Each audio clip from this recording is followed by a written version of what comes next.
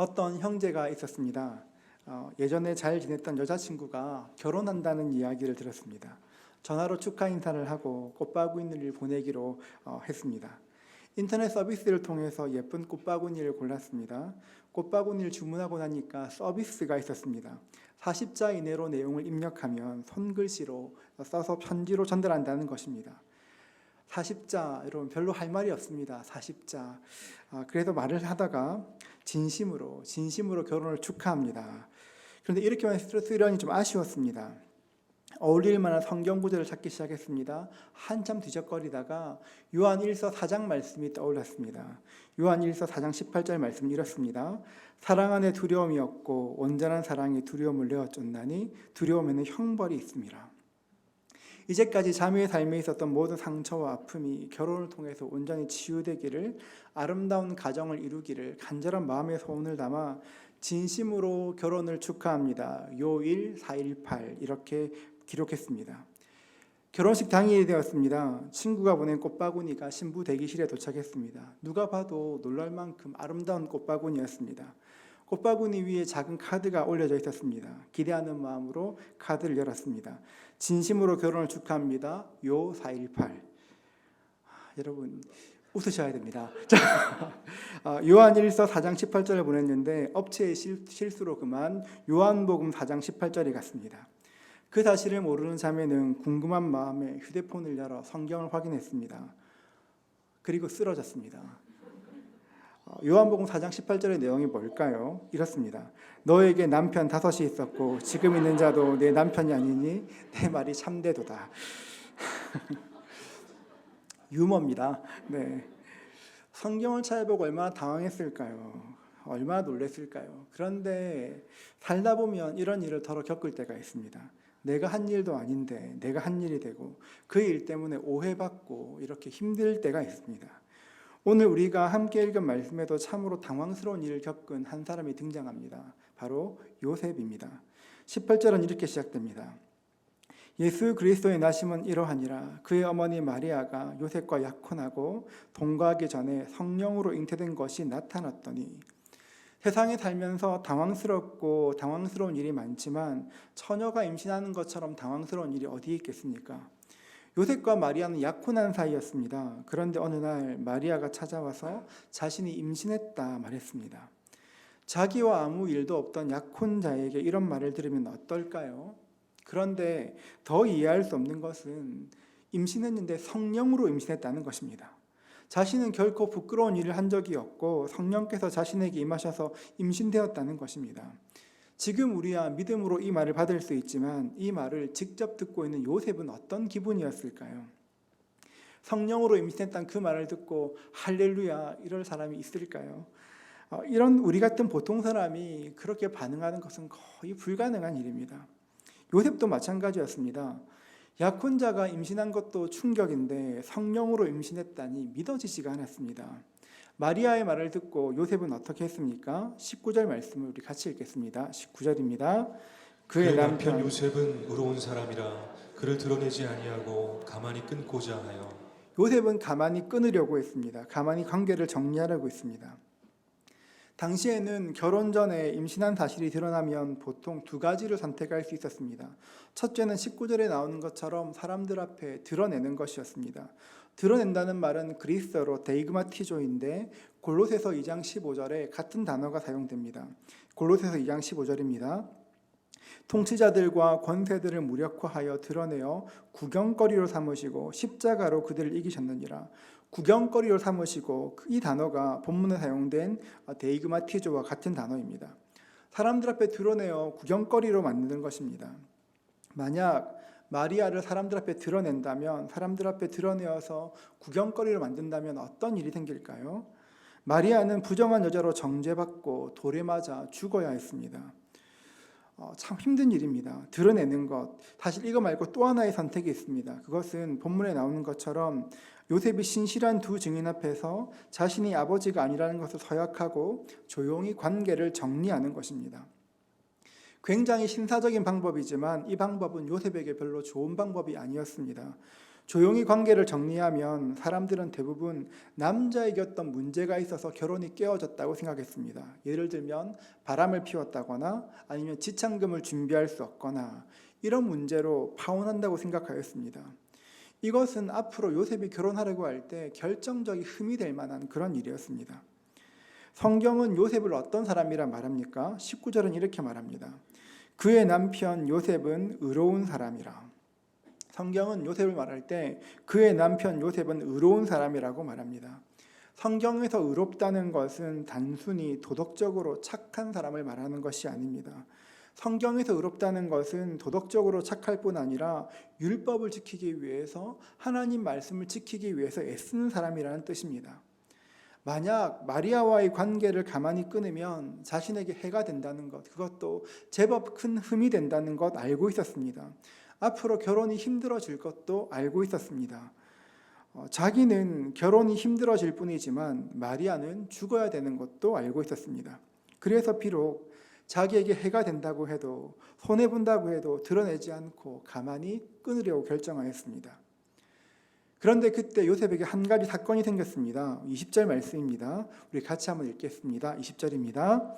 이 일을 생각할 때에 주의 사자가 현몽하여 이르되 다윗의 자손 요셉아 내 아내 마리아 데려오기를 무서워하지 말라. 그에게 잉태된 자는 성령으로 된 것이라. 20절 상반절이 굉장히 중요합니다. 이 일을 생각할 때에 주의 사자가 현몽하여 이르되, 굉장히 중요한 말씀입니다. 이 일을 생각할 때에 요셉이 이 일을 생각하였습니다. 요셉은 그냥 생각한 것이 아니라 치열하게 생각하였습니다. 요셉은 지금 이 일이 있을 때 자신의 감정에 이 일을 내맡기지 않았습니다. 사실 이 일은 요셉에게 굉장히 충격적인 일이었을 것입니다. 요셉과 마리아가 살았던 나사렛은 굉장히 작은 동네입니다. 지금도 작은 동네인데 옛날에는 훨씬 더 작았습니다. 성지순례를 가시게 되면 보통 나사렛에서 교회 두 개를 방문합니다. 하나는 수태고지 교회이고 또 하나는 성요셉 교회입니다. 수태고지 교회는 마리아의 집터 위에 세워진 교회이고 성요셉 교회는 요셉의 집터 위에 세워진 교회입니다. 그림을 보시면 위에 있는 큰 동그라미가 요셉의 집이고 아래에 있는 동그라미가 마리아의 집터입니다. 그러니까 위쪽이 이렇게 성요셉 교회이고 아래쪽이 수태고지 성당입니다. 그러니까 지금 두 집 사이의 거리가 구글어스로 한번 찍어보니까 집이 한 6개 정도 붙어 있습니다. 그러니까 걸으면 한 5분, 6분 되는 가까운 거리에 살고 있었습니다. 엄청나게 가깝습니다. 그러니까 이 두 사람은 꽤 오랫동안 알아왔을 것입니다. 같은 동네에서 근처에서 살았기 때문에 꽤 잘 알았을 것입니다. 마리아의 임신 소식을 들었습니다. 그 순간 함께 지냈던 시간들이, 그 모든 시간들이 주마등처럼 흘러갔을 것입니다. 그리고 요셉의 마음 한편에는 그 배신의 마음, 그 쓰라린 마음들이 이렇게 닥쳐왔을 것입니다. 이 일을 생각할 때, 그러니까 이 순간 요셉은 그렇게 고통스러운 밤을 지내고 있었습니다. 그런데 이 말씀에서 우리가 또 하나 생각해야 될 것이 있습니다. 요셉이 이렇게 고통스러운 밤을 지내는 이유가 무엇입니까? 마리아를 살리기 위해서 그런 것입니다. 자신이 평판이 안 좋아져도 마리아를 살리기 위해서 자신의 마음을 깎아내는 것입니다. 요셉도 사람인데 도저히 이해할 수 없는 이 일 앞에서 이 일을 좀 드러내고 싶지 않았겠습니까? 나 너무 억울하다고 말하고 싶지 않겠습니까? 요셉은 그날 밤 그렇게 싸웠습니다. 자신의 본성은 사람들 앞에서 드러내고 싶지만 의로운 사람이었던 요셉은 하나님의 방법으로 이 일을 해결하고 싶었습니다. 요셉은 밤새 자기의 생각과 싸웠습니다. 여러분, 이 말씀을 꼭 기억하십시오. 우리에게도 요셉처럼 당황스러운 일이 있을 때가 있습니다. 당황한 일을 만날 때 바르게 결정하기 위해서 우리가 해야 될 일은 우리의 생각과 싸우는 것입니다. 좀 더 정확히 말하면 우리의 생각을 사로잡아야 합니다. 당황할 때 바르게 결정하기 위해서는 우리의 생각을 사로잡아야 합니다. 우리의 생각이라는 건 눈에 보이지 않는데 굉장히 큰 능력이 있습니다. 보이지 않는 것인데 우리의 일상을 통제합니다. 요즘 제가 즐겨보는 TV 예능이 있습니다. 최강야구라는 프로그램입니다. 한 편을 아껴서 일주일 동안 나눠봅니다. 은퇴한 프로 선수들이 젊은 아마추어 선수들과 경기하는 프로그램인데 진짜 감동이 있습니다. 최강 야구팀의 감독은 김성근 감독입니다. 우리나라에서 손꼽히는 감독입니다. 최강 야구팀이 대학팀과 경기에서 졌습니다. 다음 경기가 되었는데 김성근 감독이 가장 먼저 한 일은 신발을 갈아 신는 것이었습니다. 졌을 때 신었던 신발은 한참 뒤에 신는다고 합니다. 오른쪽부터 양말을 신어 승리했다면 계속 오른쪽부터 신고 지고 나면 왼쪽부터 신는다고 합니다. 여러분, 양말을 오른쪽부터 신건 왼쪽부터 신건 뭐가 그리 중요하겠습니까? 그런데 생각이라는 것이 그렇게 행동을 만들어 간다는 것입니다. 생각은 눈에 보이지 않지만 우리의 일상을 통제합니다. 무엇을 느끼고 무엇을 하고 무엇을 말하고 무엇을 말하지 않고 누구를 미워하기도 하고 누구를 사랑하기도 하고 이 모든 것들이 우리의 생각에서 시작됩니다. 그래서 바울은 말합니다. 고린도후서 10장 5절은 이렇게 말합니다. 하나님 아는 것을 대적하여 높아진 것을 다 무너뜨리고 모든 생각을 사로잡아 그리스도에게 복종하게 하니. 우리 한번 같이 읽을까요? 같이 읽습니다. 하나님 아는 것을 대적하여 높아신 것을 다 무너뜨리고 모든 생각을 사로잡아 그리스도에게 복종하게 하니. 모든 생각을 사로잡아 그리스도에게 복종하게 하니. 모든 생각을 사로잡아 예수께 복종시킨다는 것입니다. 이 말을 바꾸어 말하면 생각을 사로잡지 않으면 우리가 예수님께 복종할 수 없다는 것입니다. 우리는 우리의 생각을 사로잡아야 합니다. 저는 최근에 티머시 제닝스가 지은 뇌, 하나님의 설계의 비밀이라는 책을 읽었습니다. 이 책은 미국 소비자연구위원회가 선정한 미국 최고의 정신과 의사인 티머시 제닝스가 기록한 임상 기록들입니다. 이분이 사람들과 상담하면서 경험했던 것을 바탕으로 하나님이 뇌를 어떻게 지으셨는지 그리고 어떻게 작용하는지를 기록한 책입니다. 이 책에서 티머시 제닝스는 생각에 대해서 이렇게 말합니다. 마음은 혈액을 뿜어내는 흉부의 기관도 아니고 뇌도 아니다. 성경 용어로 마음은 자아의 응어리, 심연의 내밀한 자아를 가리킨다. 사람들에게는 반복되는 패턴이 있다. 감정은 생각을 낳고, 생각은 결정을 좌우하고, 결정은 행동으로 이어지고, 행동은 관계를 형성하며 이 모든 것은 다시 건강하거나 건강치 못한 생각으로 이어진다. 우리의 통제권 밖에 있는 것처럼 보이는 끝없는 순환이 우리 삶의 방향을 결정한다. 여러분, 생각이라는 것이 이렇게 펼쳐져 나간다는 것입니다. 여러분의 생활을 한번 생각해 보십시오. 우리의 생각을 가만히 들여다보면 사실 우리의 생각들은 걷잡을 수 없이 날아다닙니다. 우리의 생각들은 막 이렇게 날아다닙니다. 다락방에서 함께 성경을 읽기로 했습니다. 아침에 순장님이 보내준 이렇게 읽어야 될 분량을 확인하고 성경을 읽습니다. 성경을 읽다가 갑자기 궁금해집니다. 내가 아까 답을 했나? 궁금합니다. 다른 순원들은 답을 했나? 성경을 읽다가 잠시 카톡을 들여다봅니다. 그렇게 카톡을 막 보고 있으면 어느 순간 페이지가 쿠팡으로 변합니다. 그러면서 오늘 이거 사야 되는데 막 하다가 갑자기 정신을 차립니다. 내가 성경 읽고 있었지. 이러면 안 되지. 다시 성경으로 돌아갑니다. 그렇게 성경을 읽고 있다가 다시 카톡 소리가 나면 나도 모르게 또 손이 갑니다. 그렇게 답글을 달다가 한참 시간을 보냅니다. 우리의 생각이라는 것이 이렇게 향방 없이 날아다닙니다. 생각은 우리의 마음을 요동하게 하고 때로는 소용돌이를 만들어 우리의 일상을 낭비시키려고 합니다.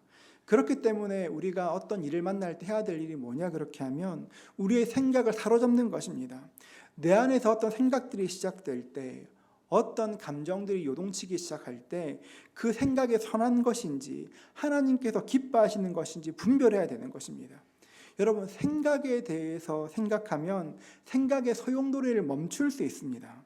내가 생각이 뭔지를 생각하면 그 생각을 잡을 수가 있습니다. 요셉도 그랬습니다. 다시 20절 상반절을 보면 이 일을 생각할 때에 주의 사자가 현몽하여 이르되, 여러분, 이 일을 마리아의 일을 생각할 때에 주의 사자가 현몽했습니다. 여러분, 우리가 여기서 주목해야 될 단어가 있습니다. 현몽입니다. 현몽은 꿈에 나타났다는 것입니다. ESV 성경은 이렇게 번역합니다. An angel of the Lord appeared to him in a dream. 그러니까 그의 꿈에, 주님의 천사가 꿈에 나타났다는 것입니다. 여러분, 20절을 보십시오. 처음 시작은 생각했는데 주의 사자가 현몽했습니다. 생각했는데 주의 사자가 꿈에 나타났습니다. 여러분, 이 단어 속에 요셉이 그 밤을 어떻게 보냈는지 알 수 있는 힌트가 있습니다. 현몽은 꿈에 나타난 것입니다. 생각하는데 어떻게 꿈꿀 수가 있겠습니까? 이것은 환상이 아닙니다. 환상은 내가 눈을 뜨고 있고 의식이 있어도 보이는 것이지만 꿈은 내가 잠을 자야 꿀 수 있는 것입니다. 조용히 끊으려고 했습니다. 요셉은 이 일을 조용히 끊으려고 했지만 이 일을 생각하면 생각할수록 아프고 힘들었습니다. 성령님으로 잉태되었다는데 여러분 어떻게 이 말이 믿어지겠습니까? 요셉은 그 말을 믿을 수도 없고 이해할 수도 없었습니다. 도무지 이해할 수 없어서 깨달을 수 없어서 요셉은 하나님께 엎드렸습니다. 하나님, 저는 이 일이 이해되지 않습니다. 어떻게 해야 합니까? 하나님, 이 일을 향한 주의 생각은 무엇입니까? 요셉의 치열한 생각, 어떻게 해야 할까? 그 치열한 생각이 어느새 기도로 바뀐 것입니다. 요셉은 치열하게 생각하다가 그 기도가 생각이 되고 하나님께 눈물로 기도하다가 잠들었던 것입니다. 요셉의 기도는 자신의 생각을 사로잡기 위한 치열한 전투였습니다. 그리고 한없이 외롭고 괴로운 기도였습니다. 여러분, 어려울 때 기도하면 기도가 큰 힘이 됩니다. 기도하면 하늘로부터 이길 힘이 임합니다. 그런데 가끔씩, 아니 때로는 기도가 참 무력하게 느껴질 때도 있습니다. 내가 이렇게 기도하는 것 하나님 듣고 계실까? 힘을 내어 기도하지만 내가 드리는 기도가 하늘로 올라가는 것이 아니라 땅으로 툭툭툭 떨어지는 것 같은 그런 때가 있습니다. 요셉처럼 하나님께 기도합니다. 하나님, 어떻게 해야 합니까? 하나님 뜻은 무엇입니까? 간절히 질문하지만 아무런 응답이 없을 때가 있습니다. 하지만 우리가 기억해야 할 것은 그런 시간이 있다고 해도, 그런 순간이 온다고 해도 우리는 반드시 기도해야 된다는 것입니다. 우리의 생각이 기도로 바뀌면, 우리의 생각들이 기도로 바뀌기 시작하면 그때부터는 온전히 하나님께 집중하고 하나님께 기도해야 되는 것입니다. 아무런 느낌이 없고 아무런 말씀이 없고 상황이 변하지 않는다고 해도 하나님께서 내 생각을 기도로 바꾸시기 시작하면 하나님께 집중하며 기도해야 되는 것입니다.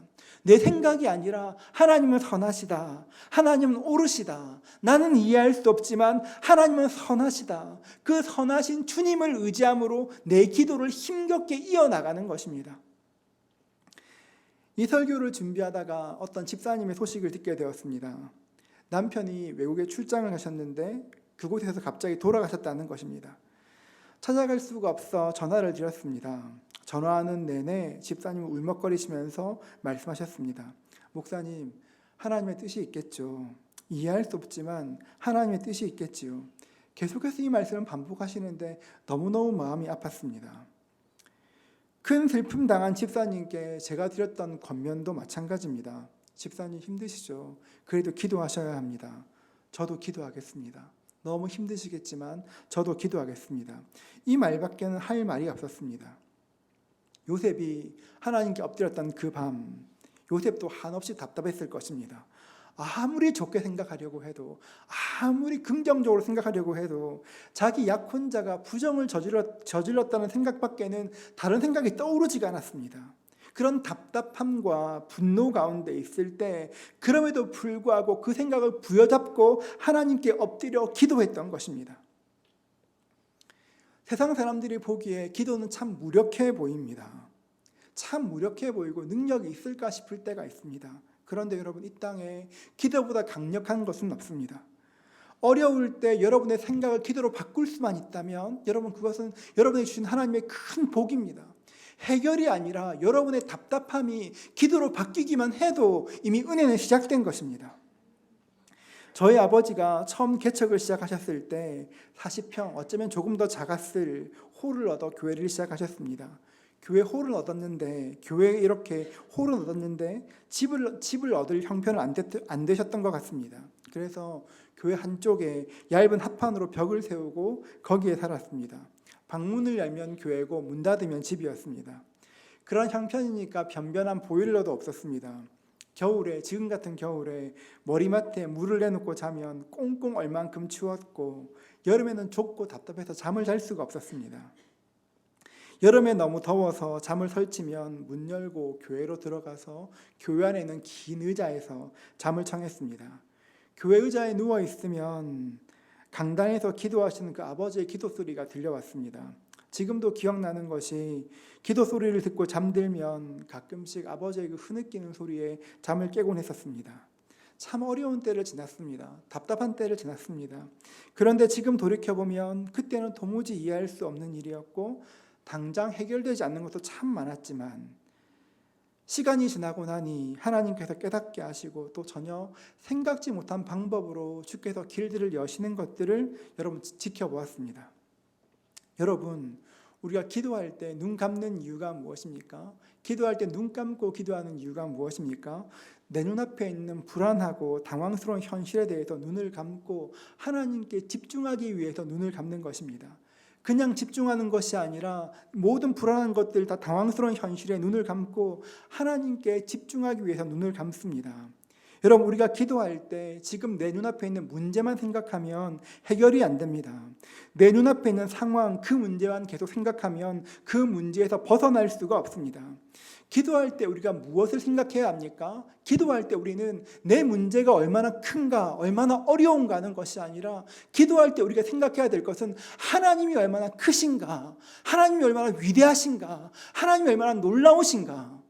기도할 때 문제에 집중하는 것이 아니라 하나님께 집중하기 시작해야 내 삶 가운데 하나님의 눈이 보이기 시작하는 것입니다. 우리가 기도할 때는 하나님이 얼마나 위대하신가 생각해야 합니다. 우리의 생각을 사로잡을 때, 당황스러운 그 마음이 나를 불안케 하는 그것들이 내 생각을 사로잡을 때 우리와 같은 수준에서 하나님을 생각하는 것이 아니라 하나님의 크고 높고 위대하심을 생각하면 다른 차원의 세상이 열리는 것입니다. 하나님께서 이 모든 일을 알고 계심을 인정하고 하나님의 위대하심을 바라보아야 합니다.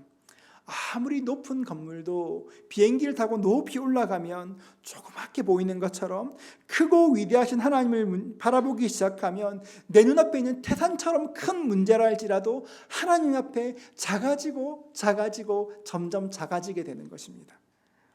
미래가 보이지 않을 수 있습니다. 무엇이 가장 좋은 것인지 아무리 생각해도 짐작조차 안 될 때가 있습니다. 그것은 우리 인생이 가진 유한함입니다. 유한한 인생이 영원하신 하나님을 바라보기 시작하면, 유한한 인생이 하나님을 바라보기 시작하면 볼 수 없었던 것들이 보이기 시작합니다. 영원하신 하나님, 높고 위대하신 하나님을 바라보면 우리를 둘러싸고 있던 짙은 안개가 점점 사라지는 것을 보이게 됩니다. 빛 대신 주님께서 우리 가운데 임하시면 우리를 잡고 있던 모든 안개는 사라지고 모든 것이 선명해지기 시작하는 것입니다.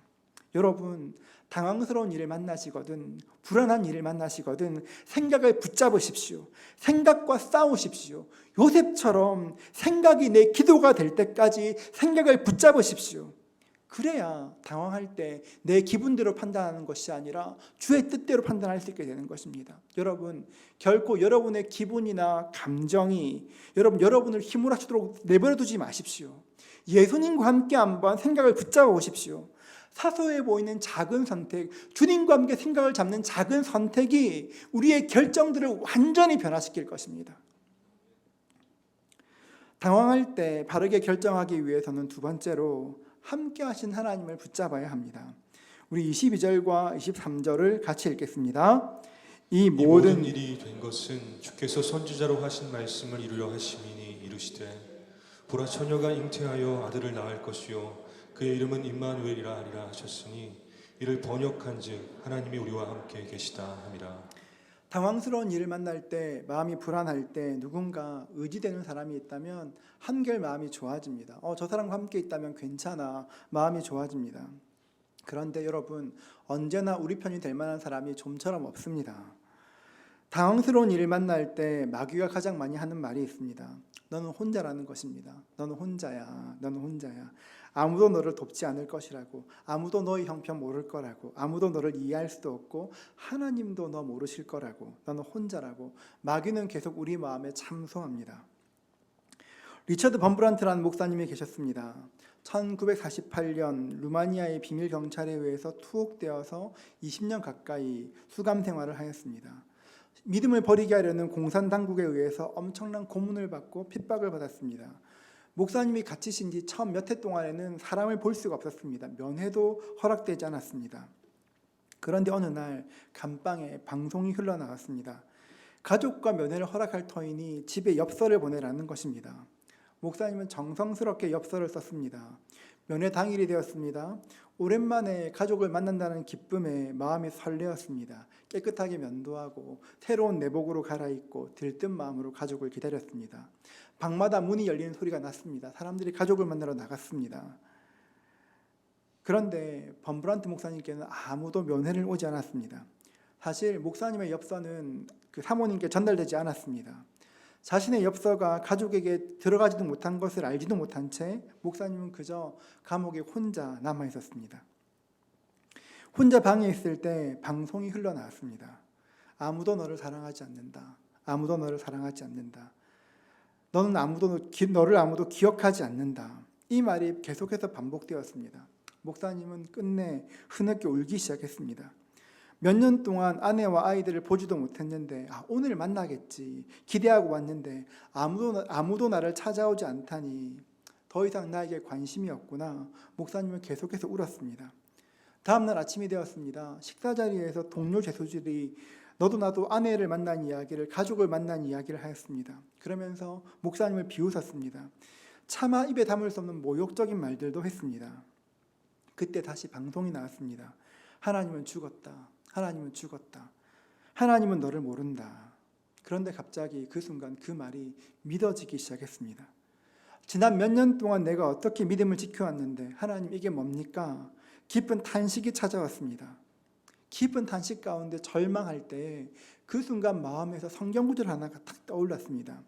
데살로니가후서 2장 3절입니다. 누가 어떻게 하여도 너희가 미혹되지 말라. 먼저는 배교하는 일이 있고 저 불법의 사람 곧 멸망의 아들들이 나타나기 전에는 그 날이 이르지 아니하리니. 그래 맞아, 주님께서 배교의 때가 있다고 하셨지. 그러면서 예수님께서 십자가에 달려 죽으시고 무덤 속에 계실 때 무덤 곁에 있던 여인들이 생각났습니다. 그래 그때 그 여인들도 지금 나처럼 슬퍼했겠지. 지금 나처럼 절망스러웠겠지. 나처럼 외롭고 힘들었겠지. 울었겠지만 그런데 무덤은 떠나지 않았지. 그래 그들은 무덤을 떠나지 않았지. 그 순간 범브란트 목사님은 하나님께 기도했습니다. 하나님, 지금 저는 아무것도 느낄 수 없지만 하나님께서 저와 함께 하심을 알고 있습니다. 저는 그냥 울기만 하겠습니다. 무덤 곁에서 울었던 저 여인들처럼 저는 그저 울기만 하겠습니다. 이유를 알 수 없는 환난과 혼돈 속에서 내 모든 판단까지 다 하나님께 드리겠습니다.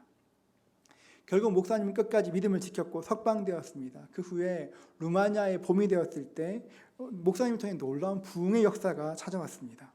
여러분, 당황스러운 일을 만나면 내 마음에 가장 먼저 드는 생각이 나는 혼자라는 것입니다. 외롭다는 것입니다. 아무도 나를 사랑하지 않는 것 같고 아무도 나를 기억하지 않고 나를 도와줄 사람이 아무도 없을 것 같을 때가 있습니다.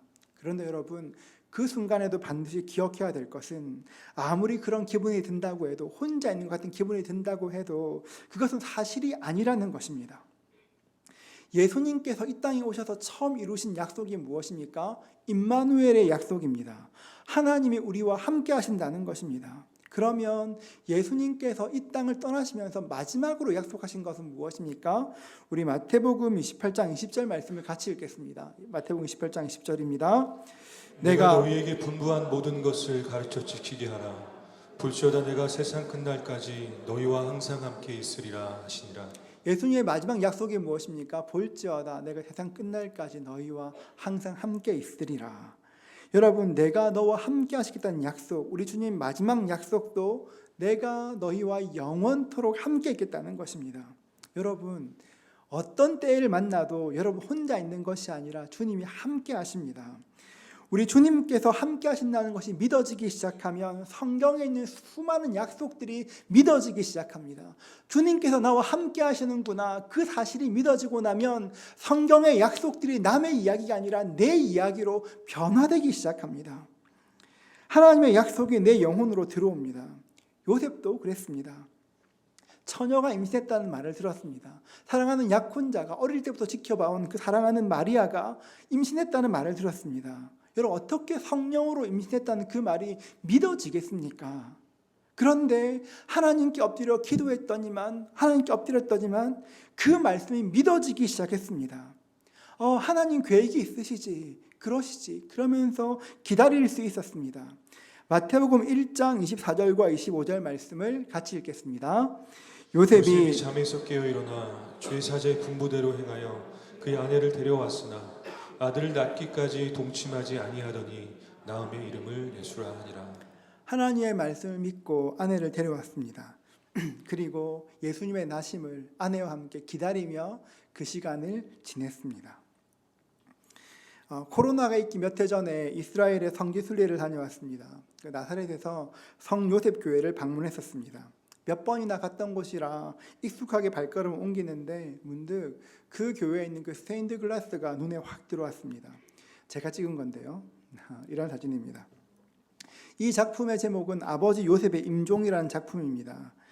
오른쪽에 파란색 옷을 입은 사람은 마리아이고 왼쪽에 붉은 옷이 예수님입니다. 혹시 유럽 가서 스테인드 글라스를 보실 때 파란 옷을 입고 있는 사람이 있으면 거의 100% 마리아고 빨간 옷은 거의 100% 예수님이십니다. 그리고 그 사이에 있는 사람이 바로 요셉입니다. 이 사진을 찍는데 액정 너머로 갑자기 요셉의 얼굴이 눈에 확 들어왔습니다. 너무 평온해 보이는 모습이었습니다. 그 순간 갑자기 눈물이 왈칵 쏟아졌습니다. 요셉은 참 힘든 삶을 살았지만 그 인생 참 만족할 만했구나 생각이 들었습니다. 성경을 보면 요셉의 이야기는 오늘 읽은 말씀과 2장의 몇 절을 제외하고는 기록되어 있지 않습니다. 여러분, 요셉 이야기는, 요셉의 스토리는 거의 기록되어 있지 않습니다. 어떻게 보면 아버지 요셉은 한 일이 별로 없는 것 같습니다. 성경에 기록되어 있지 않지만 요셉은 아버지의 삶을, 가장의 삶을 묵묵히 살아냈을 것입니다.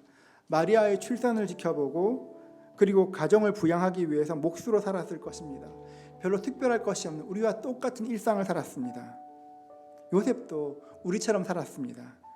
어떤 특별한 일을 하면서 눈에 띄는 삶을 살았던 것이 아니라 묵묵히 삶의 현장에서 땀 흘리는 우리와 꼭 같았습니다. 그런데 요셉은 메시아가 오시는 그 순간, 가장 결정적인 순간에 가장 결정적으로 쓰임받았습니다. 개인적으로 참 당황스러운 일이었을 것입니다. 그때 요셉은 자신의 생각을 붙잡았습니다. 이렇게 하면 안 되지 생각을 붙잡았습니다. 그리고 자신의 생각을 기도로 연결시켰습니다. 하나님께 엎드려 기도했고, 기도하는 중에 하나님 함께 하시는구나, 이것이 주의 계획이구나, 그것을 알 수가 있었습니다. 여러분, 생각해 보면 요셉의 순종 때문에 하나님의 아들이신 예수님께서 이 땅에 오실 수가 있었습니다. 여러분, 이 말씀을 기억하십시오. 당황스러운 일을 만나십니까? 마음이 불안한 일을 만나십니까? 그때 내 기분이 시키는 대로, 내 마음이 시키는 대로, 내 생각이 시키는 대로 함부로 말하지 말고 함부로 행동하지 마십시오. 하나님 앞에 생각을 사로잡으십시오. 내 생각을 붙들어 매십시오. 하나님, 지금 이 순간에 내가 해야 할 일은 무엇입니까? 하나님이 원하시는 것은 무엇입니까? 하나님의 생각을 붙들어 매면 내 삶 가운데 하나님의 계획하신 약속들이, 계획들이 하나둘 보이기 시작하고 내 삶을 통해 주의 기적들이 하나둘 일어나기 시작하는 것입니다. 여러분, 하루에도 몇 번씩 생각이 요동칠 것입니다. 그 생각이 들 때마다 생각대로, 내 마음에 든 생각대로 나를 내버려 두지 마시고, 생각에 나를 맡기지 마시고, 감정에 나를 맡기지 마시고, 생각과 감정을 붙드십시오. 그리고 말씀으로 나아가십시오. 우리 인생의 요셉 같은 하나님의 일에, 우리는 몰랐지만 크고 놀라운 하나님의 일에 동참하는 그 역사가 일어날 것입니다. 그 은혜 누리시는 저와 여러분 되시기를 주의 이름으로 축복합니다.